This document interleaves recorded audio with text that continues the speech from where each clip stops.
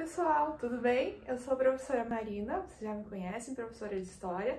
E hoje então, como combinado, né, vou estar apresentando para vocês algumas imagens sobre Ouro Preto, que é uma cidade histórica aqui do Brasil, que foi muito importante durante o período da mineração no período do Brasil colônia, tá?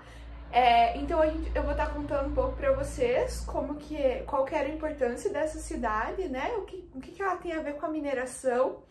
E aí depois, durante o vídeo mesmo, eu vou estar mostrando essas imagens lá da cidade para vocês e também vou estar falando sobre algumas curiosidades do período, tá bom? Espero que vocês gostem desse vídeo. Então vamos lá. Ouro Preto, ela era uma cidade muito importante naquela época, por quê? Ela vai ser o centro da exploração do ouro no Brasil, durante o período do Brasil colônia, tá? Naquela época não eram muitas minas de ouro que se tinha conhecimento no mundo, então eles vão encontrar muito ouro nessa região.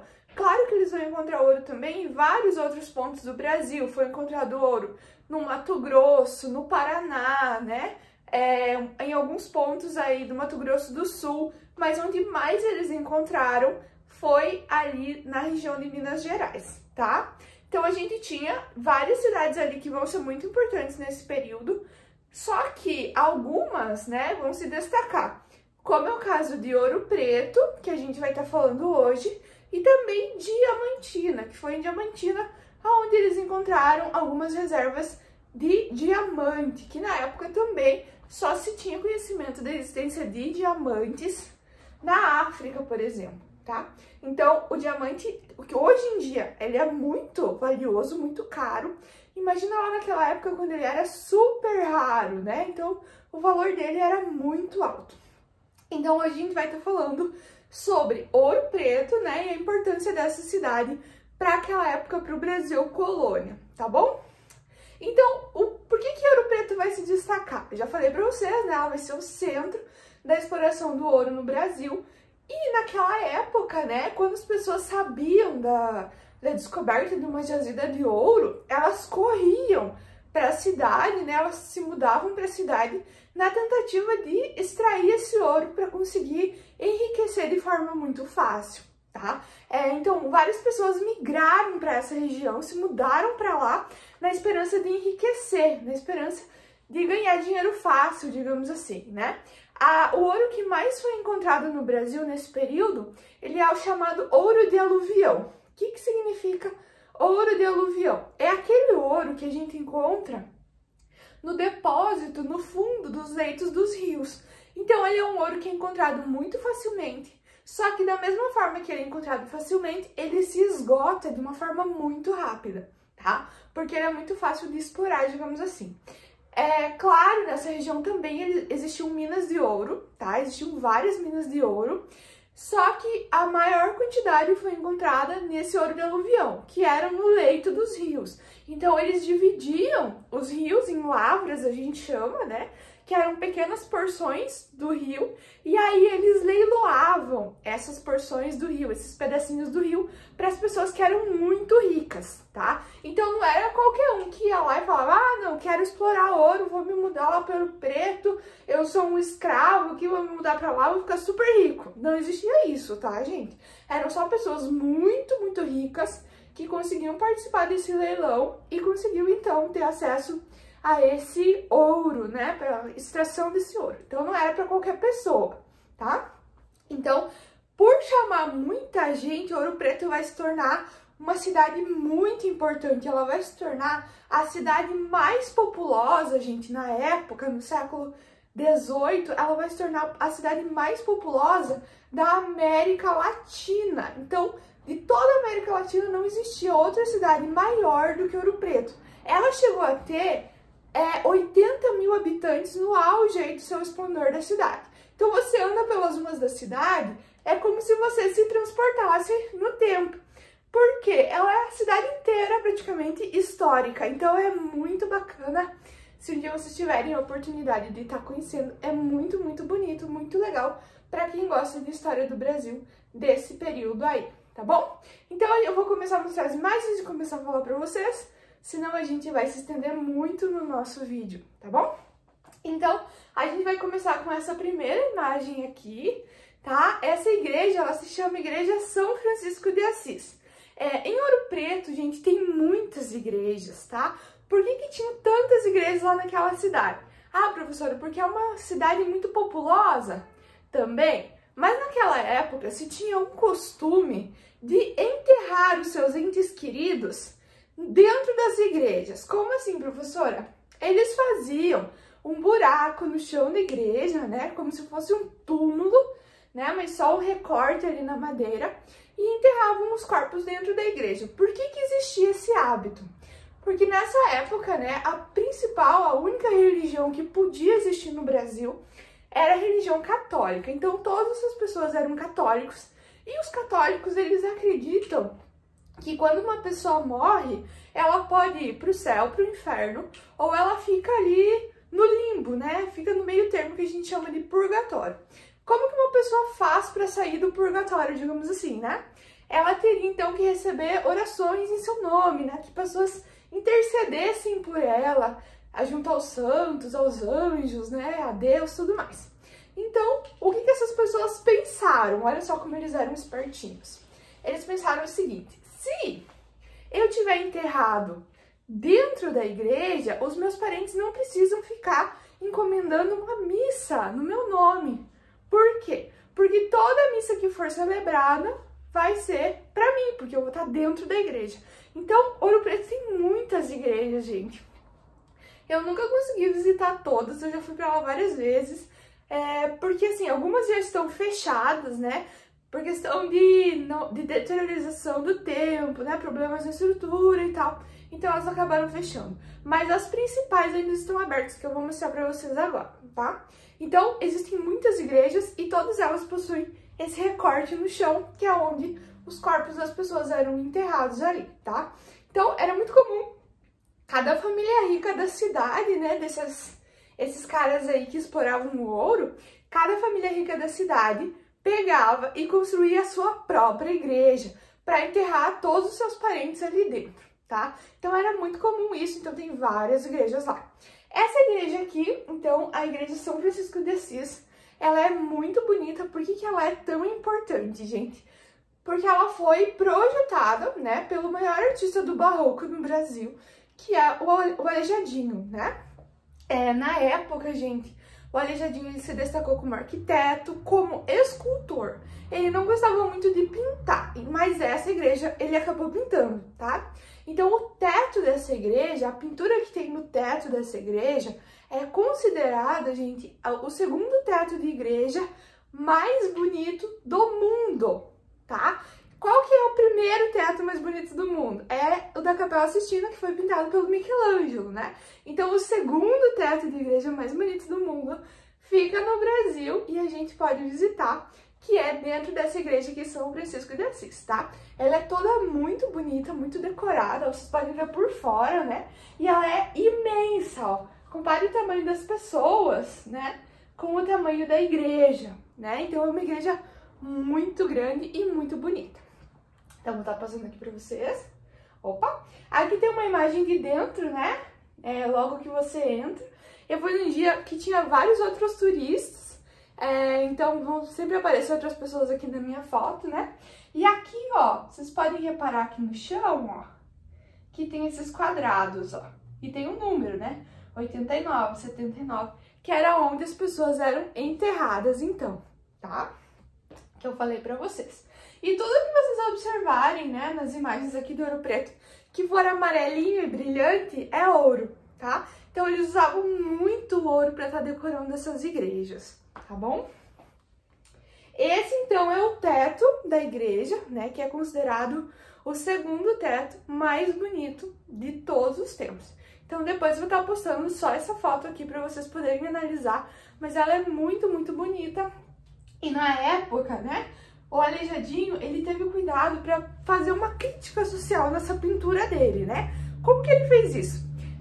O Aleijadinho, ele era português, um artista português que veio morar no Brasil, e ele casou com uma mulher negra. Só que na época, todas as pessoas negras eram escravas, e elas não eram vistas como pessoas, elas eram vistas como uma propriedade, como uma coisa. Então, o Aleijadinho, claro, teve filhos, e aí os filhos dele sofriam muito preconceito, porque eles eram pardos, eles tinham a cor da pele escura. Então, o Aleijadinho, como uma forma de protesto, ele pintou todos os anjinhos, né, que aparecem aqui nessa pintura, todos os anjinhos, eles têm a pele escura, eles são pardos, né, numa homenagem que ele fez para os próprios filhos dele, tá bom? Aqui sou eu, né, uma vista parcial de Ouro Preto. Então, se vocês observarem todas essas fotos aqui, ó, todas essas casinhas aqui da foto, todas elas são casarões históricos, são casarões lá daquele tempo do século XVII, século XVIII, século XIX, tá?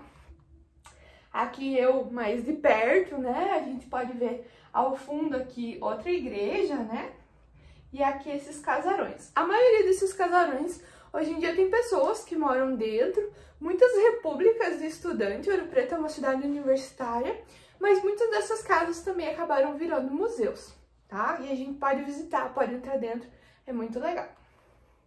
Então aqui a gente tem uma vista parcial da principal praça da cidade de Ouro Preto, que é a Praça de Tiradentes, né? Ele tem esse obelisco em homenagem ao Tiradentes, e aqui em cima estão o Tiradentes, né? Aqui do outro lado tem outro museu, esse museu é muito legal também, porque ele é um museu mineralógico. O que é um museu mineralógico? Um museu de pedras preciosas. Então, ele é um dos mais completos do mundo, ele é muito legal também de visitar, só que não tem a ver com o nosso conteúdo agora, né? Mas é muito legal também. Então, essa é a principal praça da cidade. Aqui ao redor, a maioria desses locais aqui viraram restaurantes, porque chama muito turista, né? Muita gente do mundo inteiro vai ali para conhecer, tá? Aqui, então, tô eu na frente do principal museu da cidade, que é o Museu da Independência. Esse museu, na época, né, ele não era um museu, no auge aí do Ouro Preto, ele era a prefeitura da cidade, dividiu uma parte aí, durante um tempo ele foi metade dele uma delegacia, mas principalmente servia como uma prefeitura, tá? Servia como uma prefeitura da cidade. E é muito legal, que eu vou mostrar dentro pra vocês, que eu tirei algumas fotos. A maioria dos museus de Ouro Preto, gente, não pode tirar foto dentro. Por quê? Porque tem muita gente que não sabe desligar o flash da câmera ou do celular quando vai tirar foto. E aí acaba estragando, né, as coisas históricas. Então, eles não deixam tirar foto. E nesse museu, eles deixam tirar foto, né? Então, é um dos únicos museus aí que eu consigo mostrar algumas peças pra vocês. Esse museu, ele vai contar a história da Inconfidência Mineira, que foi quando o pessoal da elite de Ouro Preto se revoltou com um imposto que era cobrado pela coroa portuguesa, que era chamado de derrama. O que era derrama? Eles tinham que entregar muito ouro para Portugal. E se eles não entregassem aquela quantidade que Portugal queria, eles simplesmente entravam na casa das pessoas e pegavam tudo o que tinha de valor. Móveis, louça, tudo que eles encontravam para dar o dinheiro, digamos assim, equivalente ao ouro. Então, esse imposto era chamado de derrama. Então, quando foi decretada, né, essa derrama, esse pessoal da elite de Ouro Preto, eles vão se revoltar, e aí eles queriam a independência de Minas Gerais, né? Eles não queriam a independência do Brasil, eles queriam a independência de Minas Gerais. Mas entre eles tinha um delator. O que é um delator? Um dedo duro, né? Que foi lá e contou pro cara lá, o prefeito da cidade, foi lá e contou pra eles que tinha um pessoal que tava se revoltando. E aí o que vai acontecer? Esse pessoal vão ser presos, né? E vão ser julgados.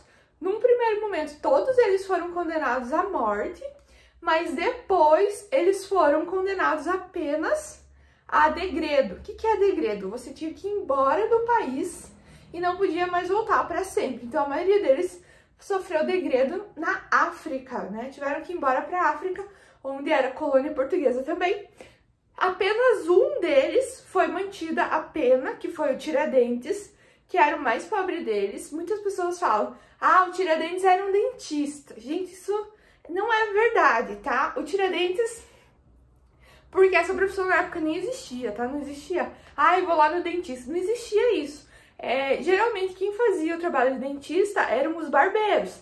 Então você ia lá fazer a tua barba, geralmente era feita na rua, tá? Não tinha qualquer higiene. Então você ia lá na rua mesmo, e ele fazia a tua barba e tu falava, ah, tem um dente aqui que tá doendo. Então o próprio barbeiro, né, ele ia lá e arrancava o seu dente, sem anestesia, sem nada. Então não existia a profissão dentista naquela época. Então ele não pode falar, ah, o Tiradentes era um dentista. Não, o Tiradentes ele era um cara que tinha várias lavras de ouro também e que ele tinha alguns escravos e que, quando alguém precisava, ele fazia esse serviço de tirar o dente de alguém, mas era só para as pessoas próximas, mas acabou ficando com esse estigma. Ah, o Tiradentes era dentista, mas não existe isso, tá, gente? Não era dentista. Então, eles vão se rebelar, apenas o Tiradentes vai ser morto no Rio de Janeiro. Ele foi enforcado em praça pública e ele foi esquartejado, eles cortaram as partes do corpo dele, super violento, né, da parte da coroa portuguesa. Por que eles faziam isso, gente? Pra intimidar as outras pessoas, né? E espalharam os pedaços do corpo do Tiradentes, gente, por toda a Estrada Real. O que é a Estrada Real? Era a estrada que ligava Ouro Preto ao Rio de Janeiro. E o ouro que era extraído de Ouro Preto, de Minas Gerais e tal, só podia passar por essa estrada, tá? Que ele era fiscalizado nessa estrada para não ocorrer nenhum desvio. Então acabava que acontecia isso. Então eles espalharam todos os pedaços do corpo do Tiradentes pela estrada e a cabeça do Tiradentes eles colocaram na praça ali onde tem aquele monumento, tá? E ela ficou lá até apodrecer, até se desmanchar. Na época que isso aconteceu, o Tiradentes, ele não foi visto como um herói, não pensaram assim, ah, no outro ano não pensaram, ah, vamos fazer um feriado especial para o Tiradentes. Não, ele vai virar uma pessoa importante, ele vai virar um herói depois, tá? Lá quando o Brasil se torna uma república, lá no século XIX, quase século XX, tá? Então até então, o Tiradentes era visto como um traidor, o cara que traiu a coroa portuguesa, os parentes dele foram meio que excluídos da sociedade, porque era visto como uma coisa ruim naquela época, não como uma coisa boa, tipo, ó, o Tiradentes quer independência. Não, eles pensavam, nossa, esse cara traiu o rei de Portugal, ele tinha mais é que morrer mesmo, tá? É isso que eles pensavam. Então vamos lá. Aqui, né, foi onde ficou a cabeça do Tiradentes e hoje em dia, então, eles construíram esse monumento, tá? Aqui tem uma fonte, né, que fica ali bem em frente ao museu, né, que na época era a prefeitura. Essas fontes eram muito comuns naquela época, porque não existia água encanada, então as pessoas iam, em vários pontos da cidade tem essas fontes, as pessoas iam nesse lugar para buscar água com baldes e tudo mais, para levar para suas casas, tá? Então isso era muito comum. Você pensava, acordava de manhã, pensava, ah, quero lavar meu rosto. Beleza, vou chamar meu escravo, vai lá buscar água. Aí as pessoas iam aqui fazer uma fila, né? Cada um enchia o seu baldinho e voltava para sua casa, tá?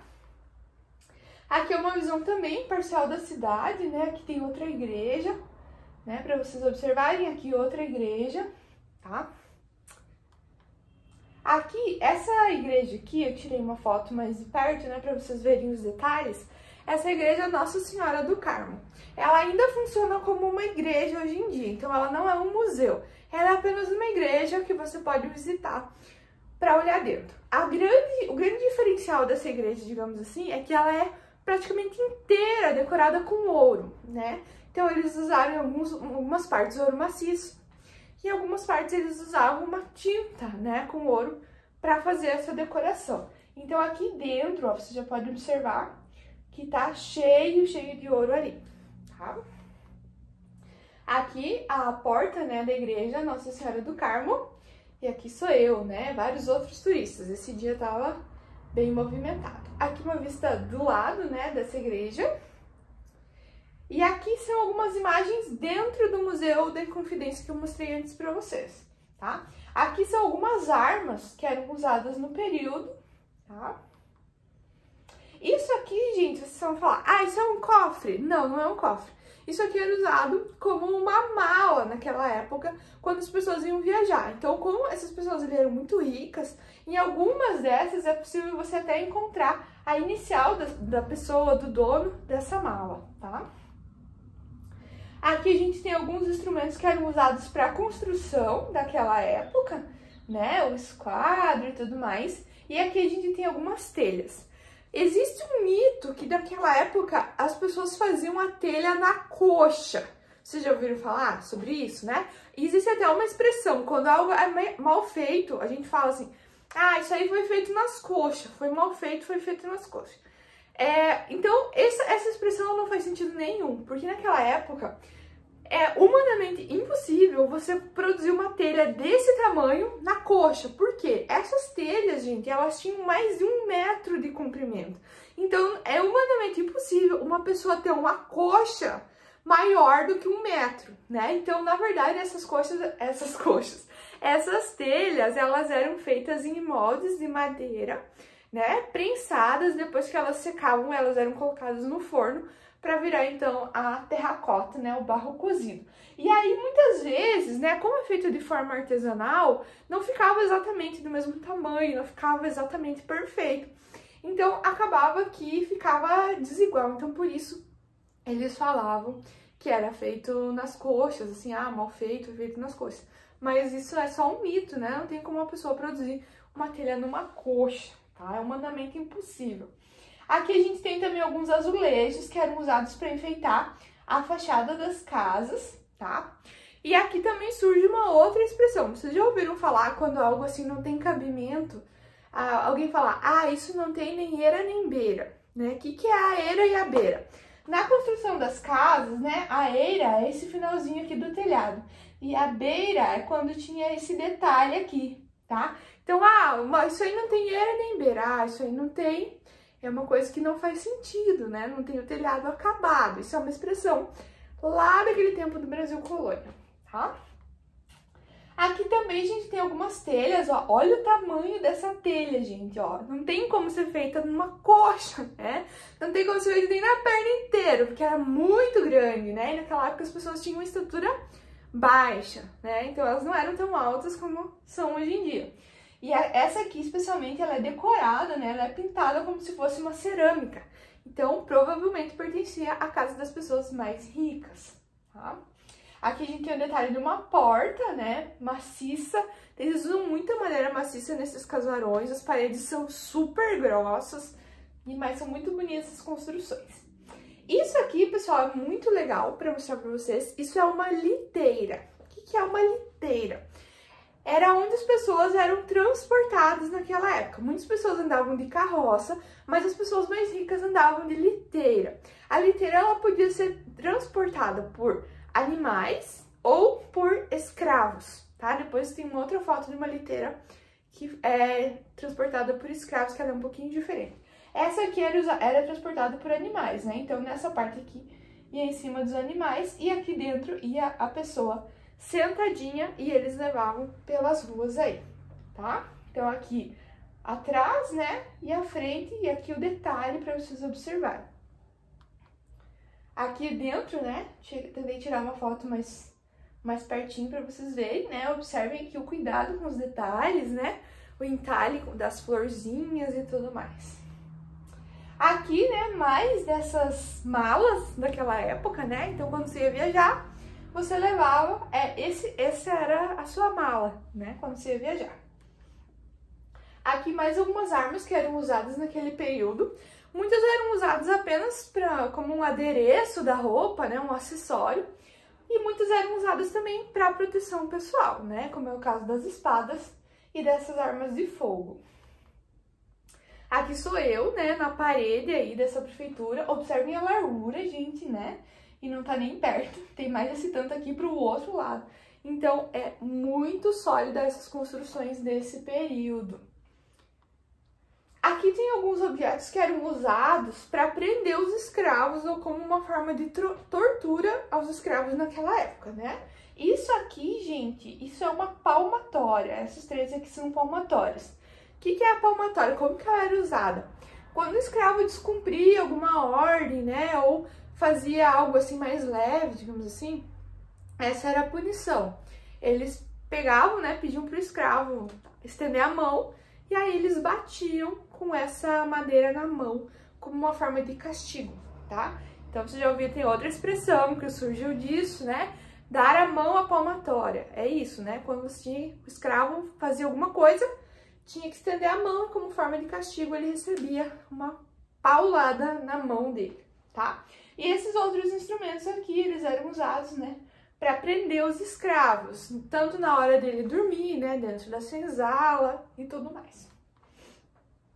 Aqui a gente tem outro instrumento que era usado para prender os escravos, que ele ficava como uma forma de castigo, né, ele podia ser preso pelo pescoço nessa madeira ou pela cintura, dependendo do que ele tinha feito. E ele ficava dias, né, nesse negócio, exposto ao sol, ao tempo, chuva, frio, etc., para ele, como uma forma de exemplo também, né, ser punido como uma forma de exemplo, para ele não repetir o que ele tinha feito. Aqui a gente tem alguns instrumentos que eram usados naquela época para extração do ouro, né? Esses aqui são instrumentos que eram usados para medir o ouro, e aqui era onde era colocado o ouro quando ele era derretido. E aqui são os moldes, ó, das primeiras moedas que surgiram. As primeiras moedas que surgiram no Brasil, gente, elas não eram redondas, né? Elas eram compridinhas, assim, no formato de um dedo, tá? E aí elas recebiam o selo real da coroa portuguesa e elas circulavam aí pelo Brasil, tá?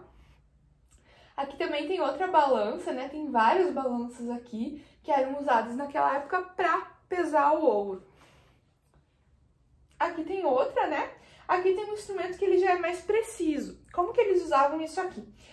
Eles já sabiam que cada copinho desses aqui, ele cabia uma certa quantidade de ouro. Então aqui, 20 gramas, 30 gramas, 50 gramas, 100 gramas. E aí eles usavam, né? Coube aqui o pó do ouro, coube nesse potinho. Então tem 20 gramas.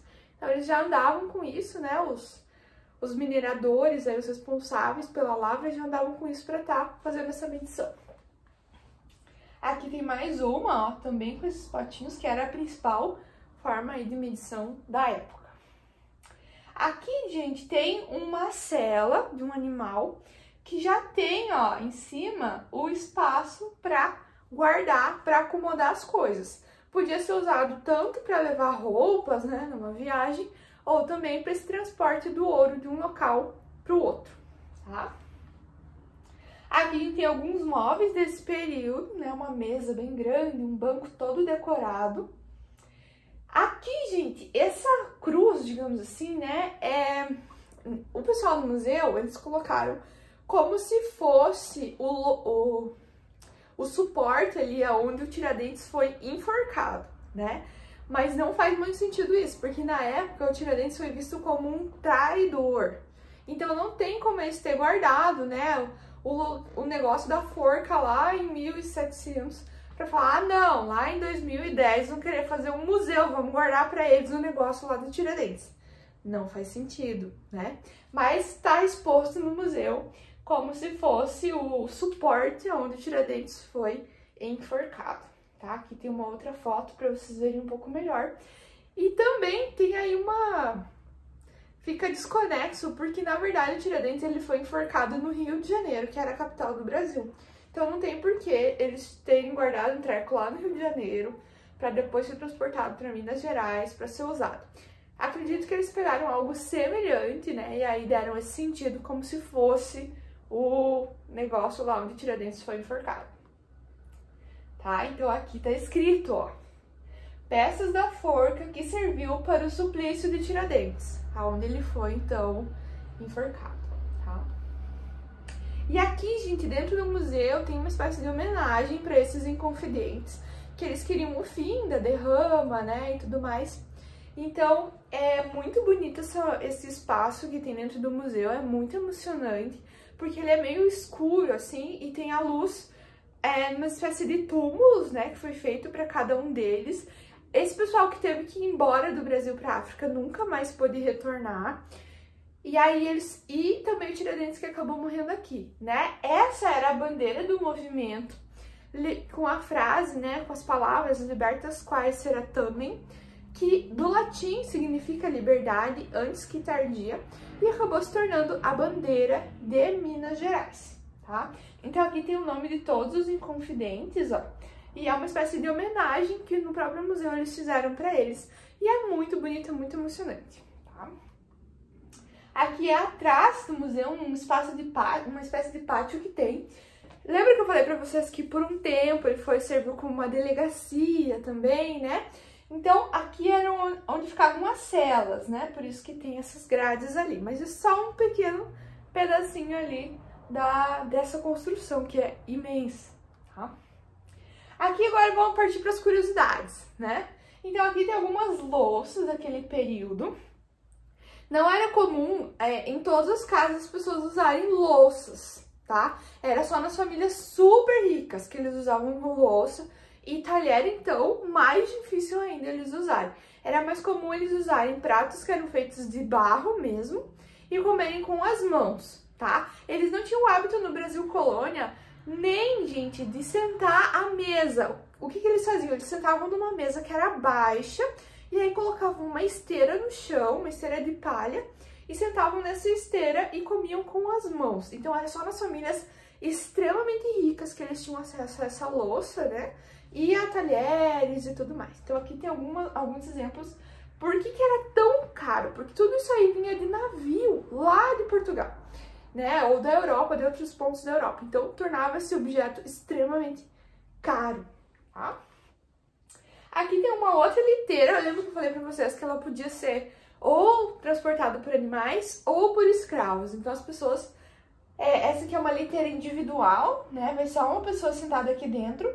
E tem esse suporte aqui para ser carregada por 2 escravos. Então, o escravo tinha que sofrer, né? Fazer essa força aí para estar levando essa pessoa na ladeira abaixo e ladeira acima, que o Ouro Preto é uma cidade cheia de morros, né? E se ele chegasse a derrubar o patrão, ele sabia que ele estava super encrencado, porque podia acontecer, né? Ele ia ser castigado, ele ia sofrer alguma penalidade. Opa! Aqui tem um exemplo de castiçal e um espelho. Gente, espelho era uma coisa muito rara naquela época, porque era extremamente caro, então era muito difícil você ter acesso a um espelho, tá? Aqui tem uma roupa de um vigário, na verdade ficou praticamente só a minha sombra ali, né?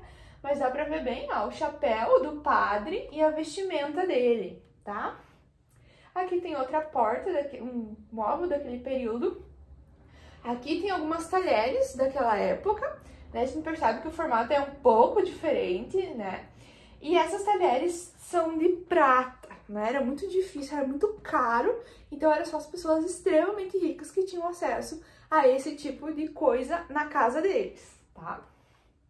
Aqui tem algumas travessas, olha que linda, né? Toda cheia de desenho e tudo mais, daquela época. Aqui tem roupa da guarda daquela época, né? Da polícia, digamos assim, de Ouro Preto, né? Essa roupa aqui. Roupas, gente, dessa época é muito difícil você encontrar. Por quê? Porque o tecido, ele se desfaz com o tempo, né? Então, quando a gente encontra uma peça de roupa no museu, é algo assim de você glorificar, né? Porque é algo assim muito, muito difícil de se encontrar. Então, é isso, pessoal. São essas imagens, tá? Espero que vocês tenham gostado do vídeo. A gente pode estar fazendo outros, né? Eu tenho outras fotos também quando eu fui para Diamantina, né? Que é outra cidade que foi muito importante naquele período. E a gente pode estar conversando mais sobre esse assunto, tá? Espero que tenha ajudado vocês, que tenha esclarecido. Em caso de dúvidas, vocês podem estar me chamando aí, que eu ajudo a esclarecer, tá bom? Então, se cuidem, fiquem em casa, mantenham a rotina de estudo de vocês. E até o próximo vídeo.